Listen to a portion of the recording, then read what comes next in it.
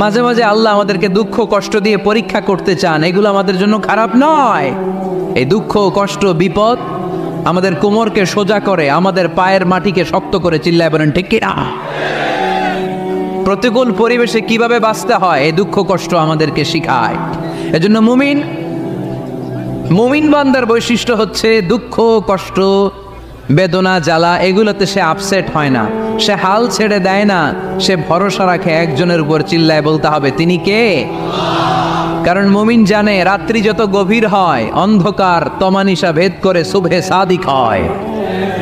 মুমিন জানে গর্ভবতী নারীর পেটের ব্যথা যেই দিন বাড়তে থাকে ওই দিনই নতুন মেহমান আগমনের সময় ঘনাতে থাকে।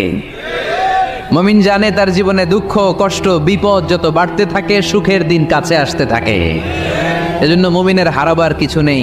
ইন্না মাআল উসরি ইউসরা, ইন্না মাআল উসরি ইউসরা। নবী হে, কষ্টের পরেই আছে আনন্দ, দুঃখের পরেই আছে সুখ।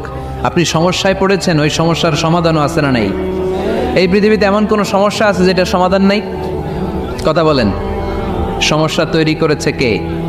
আবার সমাধানও দিয়েছে কে? Allah doesn't create a lock without it's কি। আল্লাহ কখনো চাবি না বানাইয়া ওইটার তালা বানায় নাই। কথা কন। তালাও যেহেতু আছে ওই তালার চাবিও বানিয়েছে কে? মা আনজালাল্লাহু দান ইল্লা আনজালাল্লাহু লাহু শিফা।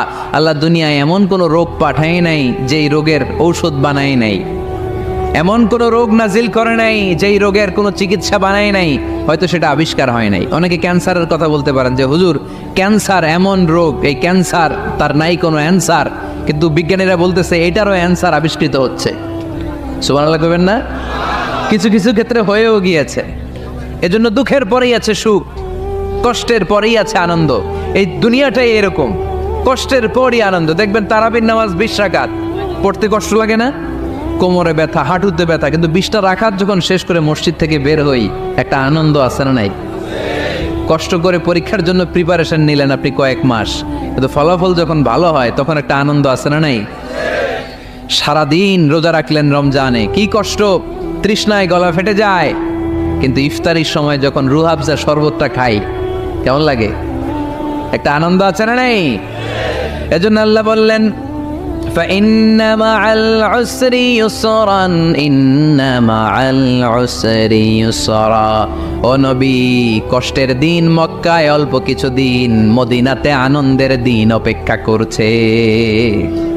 আমাদের জীবনে যে দুঃখ কষ্ট আসে আমরা ধৈর্য ধরবো, তাওয়াক্কুল করবো একজনের উপর, তিনি কে?